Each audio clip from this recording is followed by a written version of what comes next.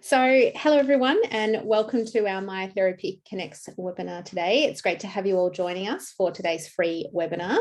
I'm your host Erin Baker, and you might notice that I'm a bit different to our normal host, Anna Urondes. She's out doing some advocacy work for our association today, so I've jumped in to host today's session. And today I'm joined by our Myotherapy Association board member and director of Unravelling Red Tape, Elaine Abery. So today we're going to chat to Elaine and understand more about advocacy. So the what, why, how, and when. And Elaine is an absolute wealth of knowledge on this topic, and she's really happy to answer any questions that anyone might have along the way. So if something pops into mind, don't hesitate to either drop it in the chat box or raise your hand and we can unmute you and you can ask your question. So Elaine studied and won awards for law, science, and foreign languages at universities around the world.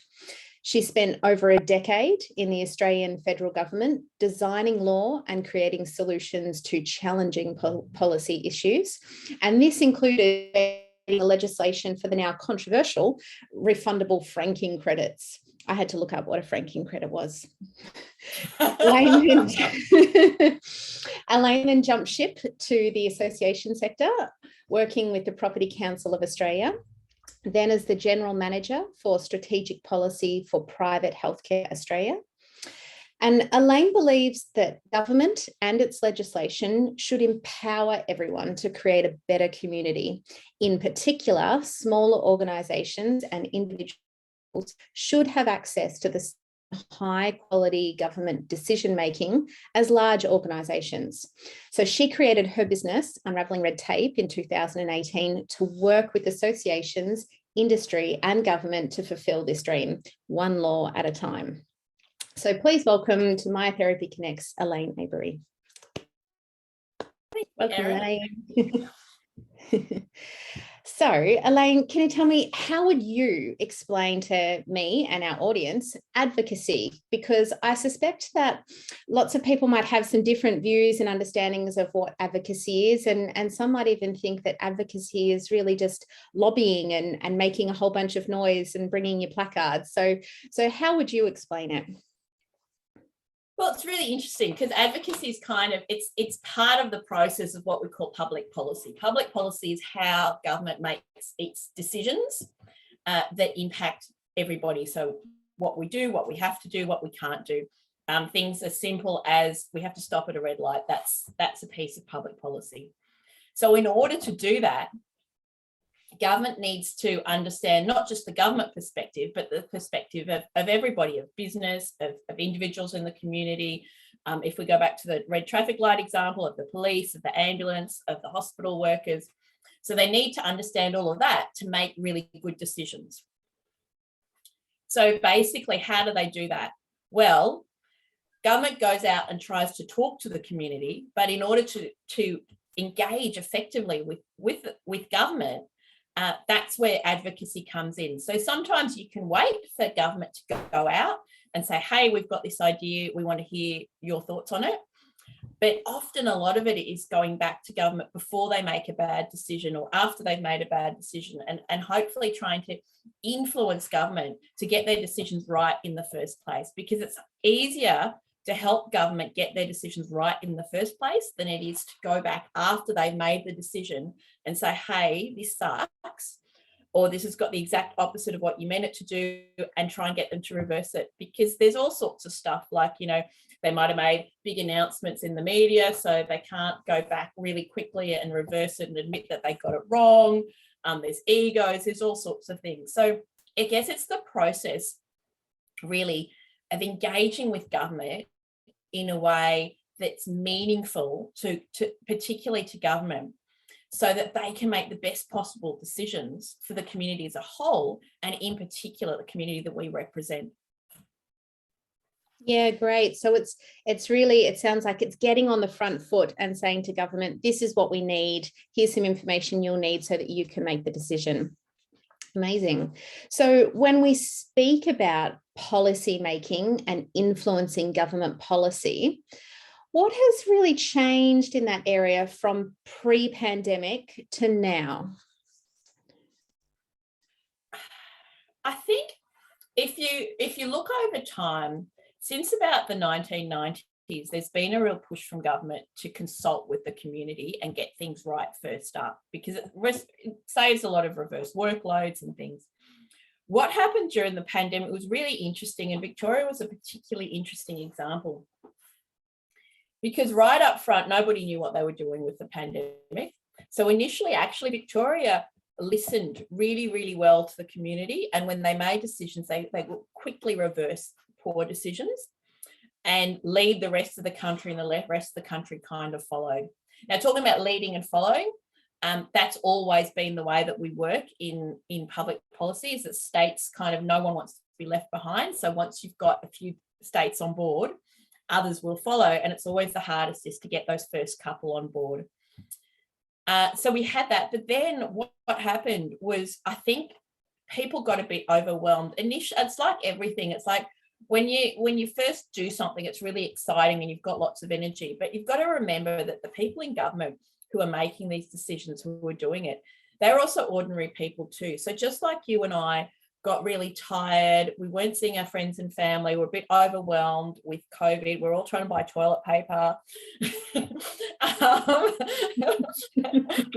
Yes. We're going to use, we couldn't get any. And the people who work in government are exactly the same. They've got all the same issues. So I think they got a little bit more overwhelmed over time.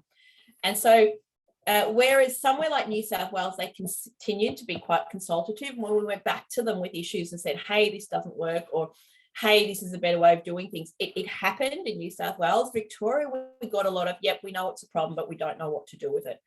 And I think part of that was, and this is something, I don't know whether it's something Victoria does a lot of, because I hadn't seen it before, and I hadn't seen it before in my work with Victoria.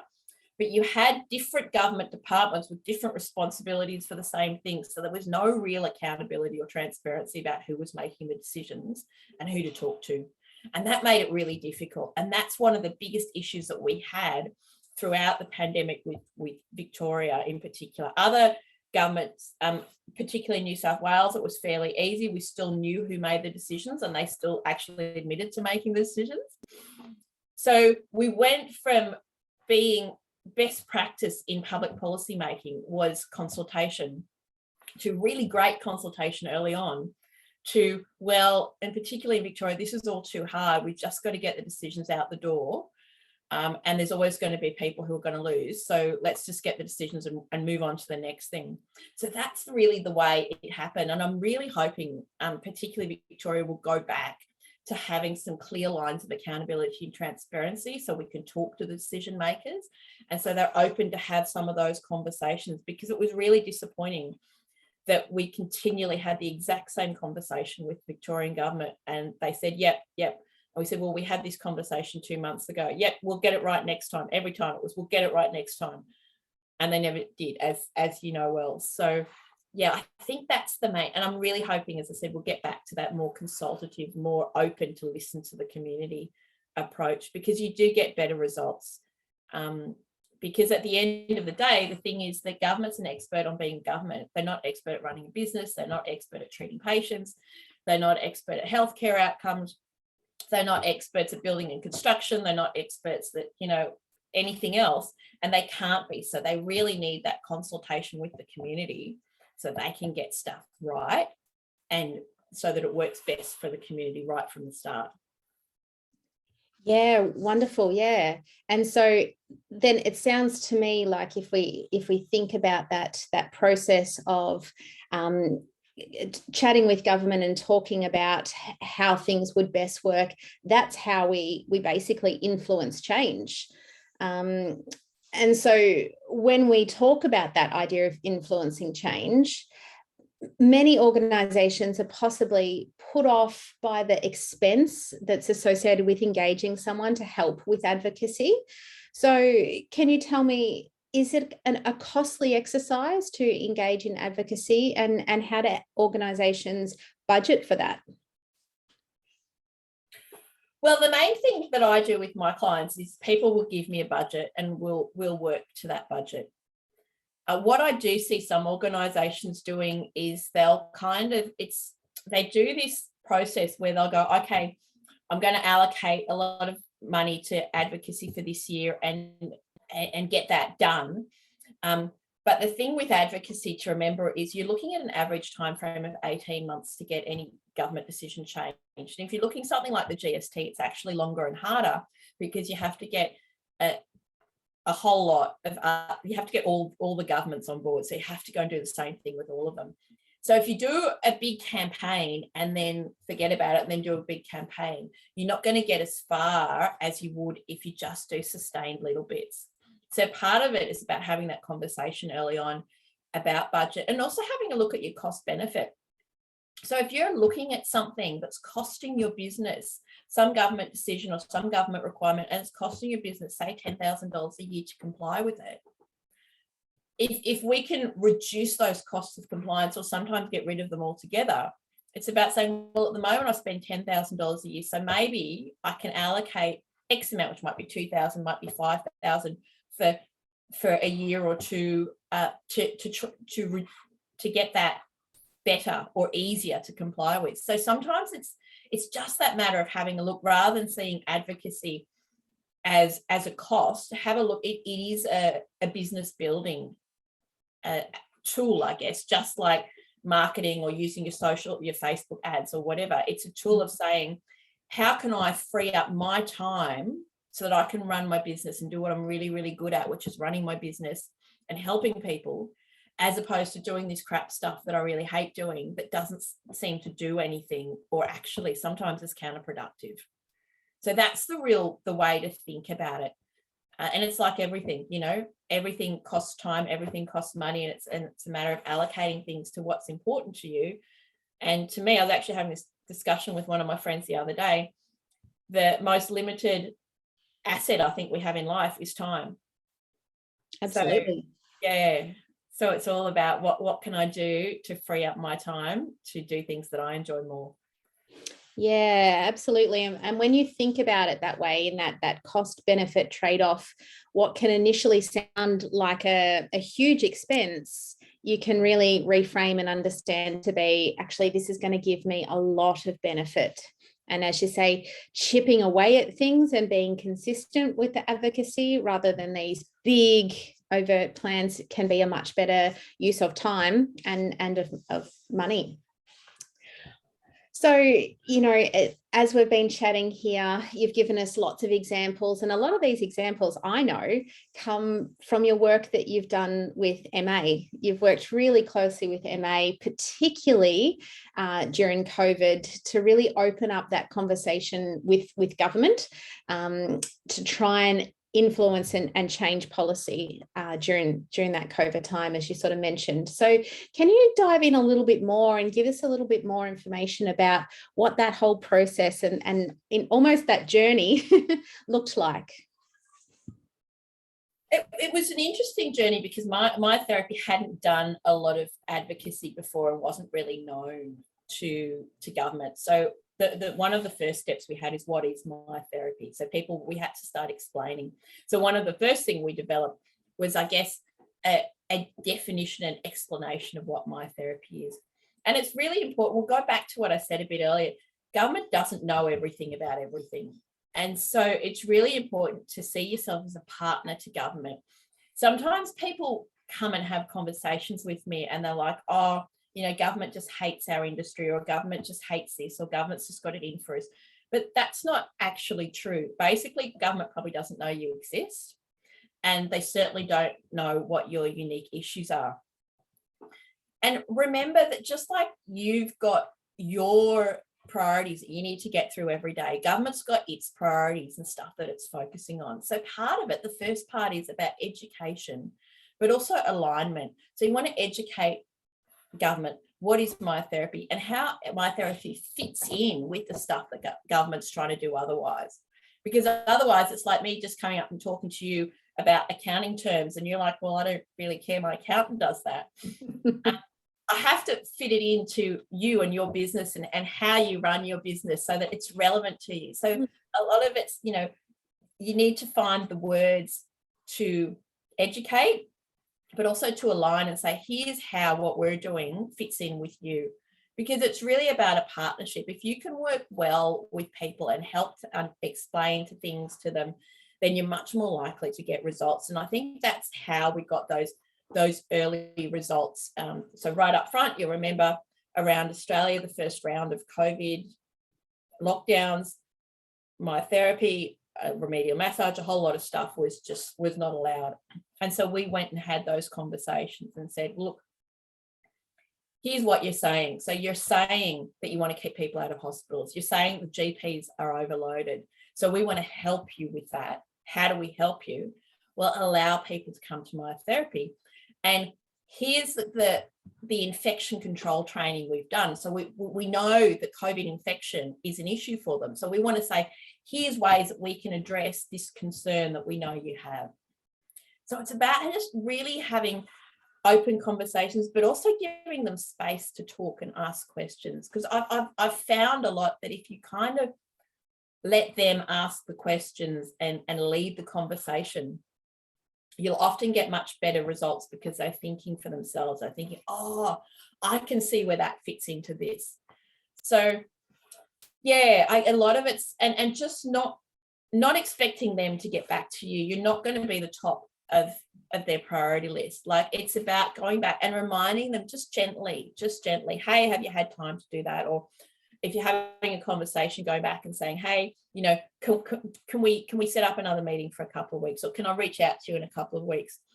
Because they're going to have other stuff going on, and that's going to end up, you know, whatever's the empty vessel makes the most noise. So whatever's making the most noise is going to be the top of their mind. And even though you're important to them, it doesn't mean that you're not important to them because they don't get back to you. Basically, it just means that other stuff's been going on. And it's like, I don't know, we've all got those things that are sitting in our inbox, or sitting on our, you know, pile of paper right here, which I'm tapping at, which I know I have to get to. But you've got so it's just about getting back to them, saying, hey, or did you have any questions? So it's really about that respect and understanding. And a lot of it was done that way. So it's about going back to them and saying, look, do you realise this is a consequence of what you've done, and having those conversations.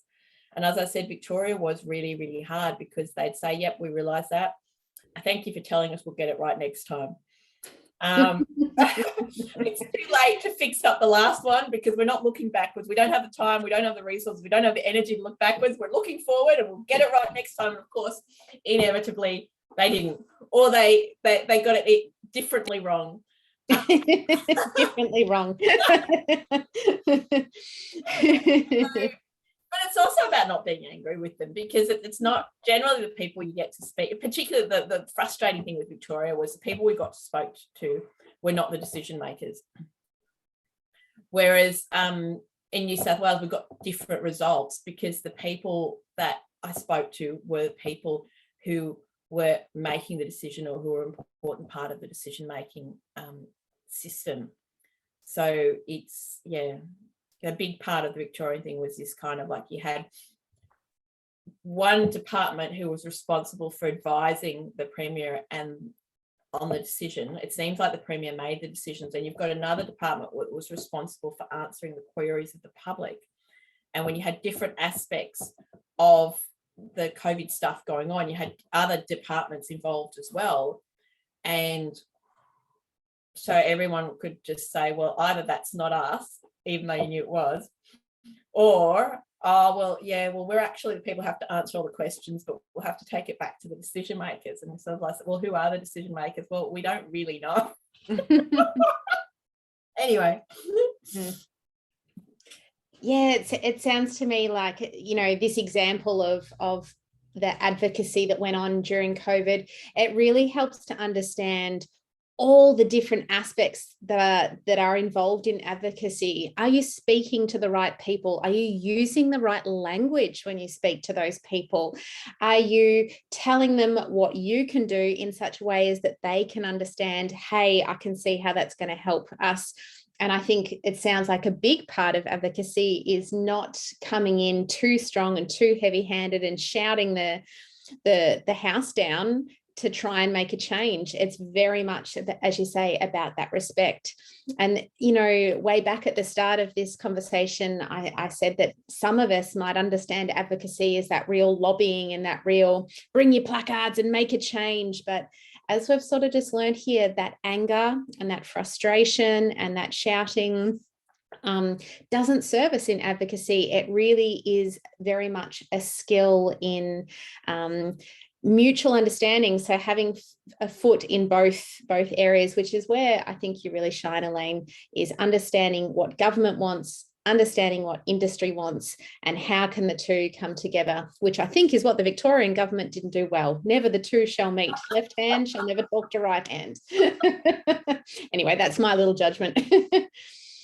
So I guess that example of COVID really is very, very insightful, I think, for our members about the advocacy work that MA does.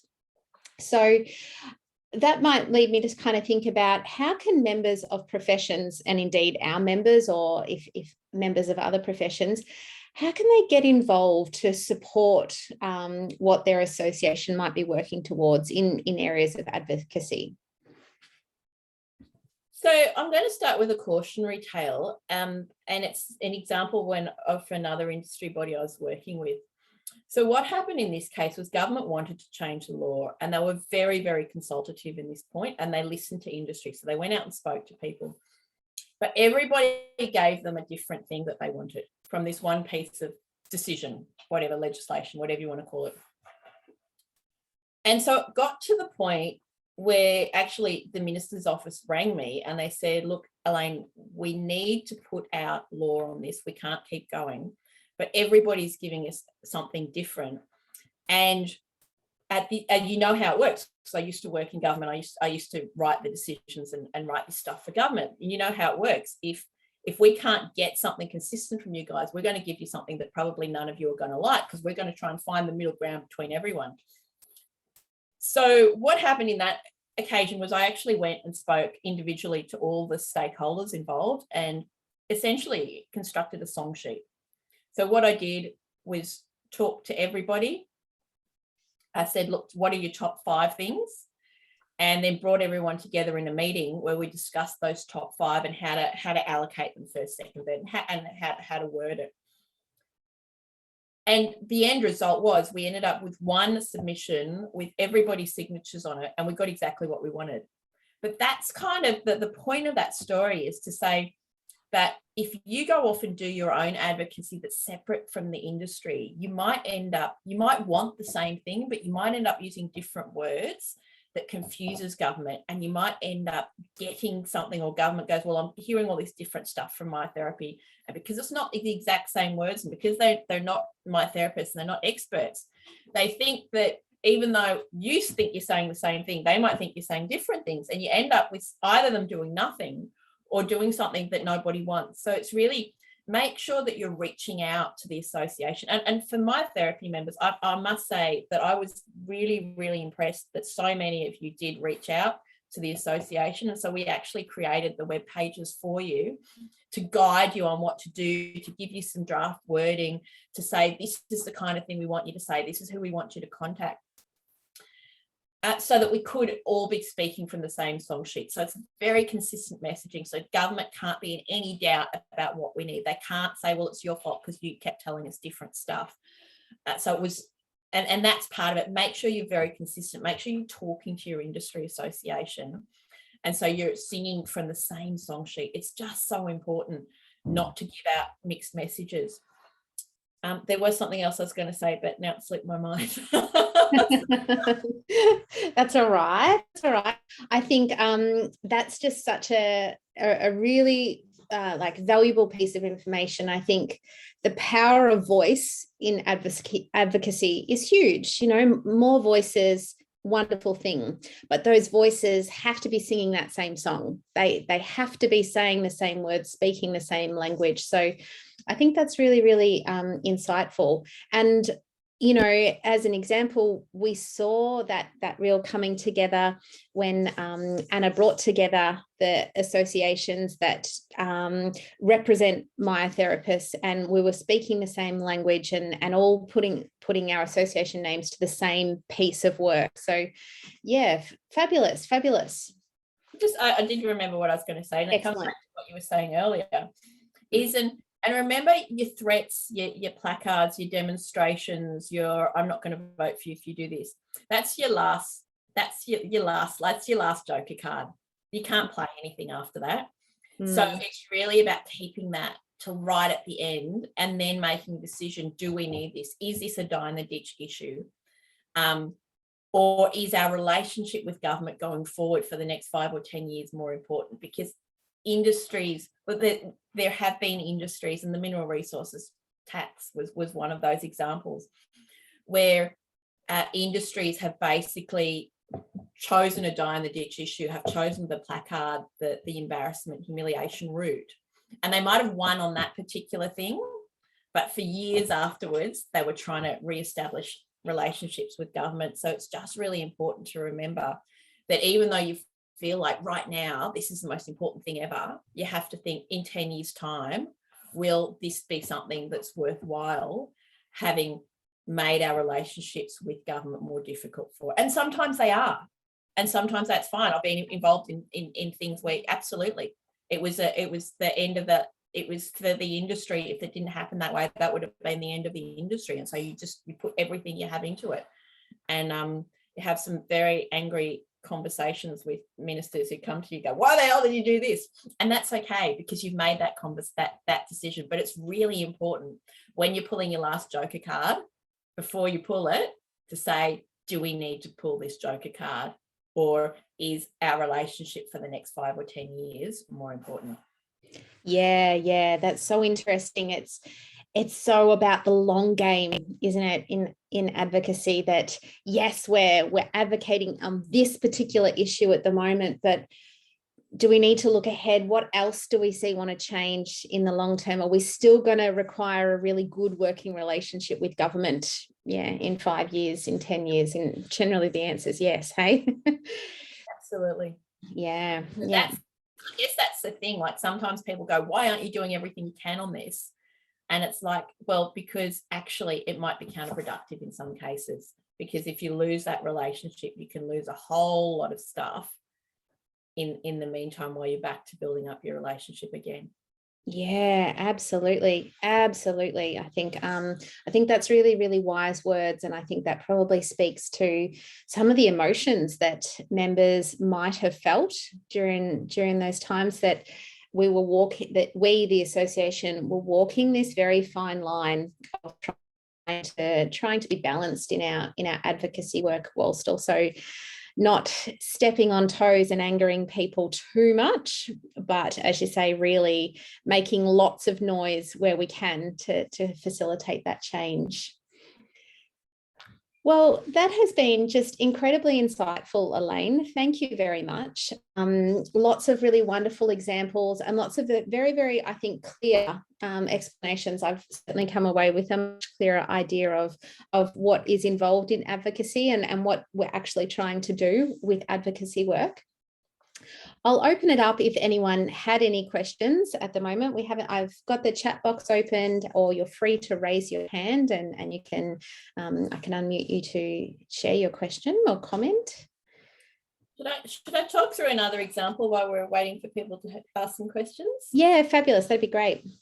So one of the other things with advocacy that I've realised, since I didn't realise it when I was working in government, I didn't realise it when I was working as an employee for some of the large peak industry bodies running their advocacy, is that it requires a certain amount of courage and risk taking, because it is a bit scary to deal with government, but also people have this fear of what if we get something worse. And I guess for me, in my experience of doing this for 20 something years, when you do it kindly and politely and respectfully, I've never seen a worse outcome from before where you got to. But it's also about people say, oh, you can't do that, or this isn't possible. And I'll just say, everything is possible. And an example is there's a very, very small industry, and their association engaged me to go back to government. Government had made a budget decision that was very poorly informed. And so this is the federal budget. And people were saying, oh, don't go back. You can't change federal budget and don't bother and all this stuff. And I said to the president, I said, well, it's your decision. And I guess the thing is, what they've done in budget is already so bad. First of all, they can't do anything worse to you. Secondly, think about what it means. Again, think about what it means for your industry. And we went back, and in the very next budget, we had that decision reversed, which is unheard of. But again, just because people say it can't be done or it's never been done, a lot of it is about just having that, committing to it and being brave. And again, like there was a couple of points where the president, because what happened is, because I'm not the subject matter expert, I organised for the president to be on some of government's decision-making committees, and he'd come back after those and he'd say, oh, look, Elaine, I don't think it's going well. I don't think we're going to get anywhere. And I said, well, tell me about it. And he'd come back and he'd give me some of the words that government used. And I said, let me translate. So words that to you and I, or as if I wasn't doing this work, might mean, no, we're not going to do it. Actually, it's government talk for, yes, we're taking what you're doing very, very seriously, but they can't commit to anything because it's the minister who makes the decisions at the end of the day. And so there's always points during the process where you're like, oh, I'm sick of this, or oh, it's going on for too long, or oh, I'm just over this. But really, you get the results through that sort of determination. And the fact was, at the end, that association kept going, and we had a budget decision reversed in the very next budget, even though it's something that, even for policy and advocacy and lobbyists, is something that apparently doesn't really happen. We got it changed by just persevering, going, well, actually, you know what, we've committed to it, we've come this far, let's just keep going. Yeah, amazing. Yeah, that courage, and that with a teaspoon of determination and a good thesaurus, a good government thesaurus. Yeah. Yeah, amazing. That's again really insightful. Thank you. Well, we haven't had any questions pop up, and nothing's popped up in the chat. I feel like you've really given just such good examples and really today. So I feel like our attendees are probably feeling full of knowledge on advocacy. And I'm going to say vote 1 Elaine for Minister for Health. There you go.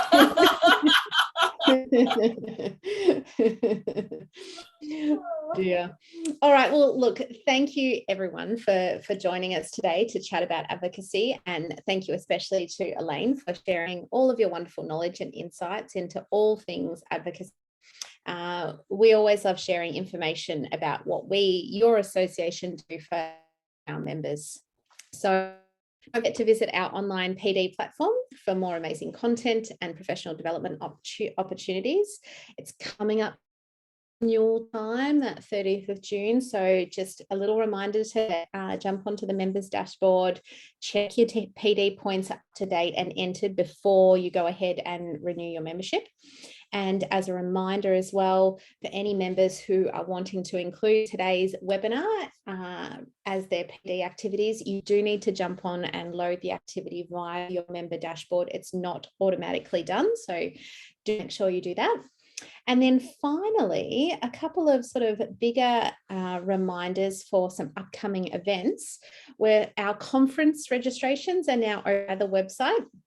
So this is going to be an online conference on the 21st of October. So jot that down in your calendar there. Our theme this year is Reframe. So we have a really wonderful lineup of presenters on a wide range of topics around our theme of Reframe. So including science, myotherapy research, business and personal mindset.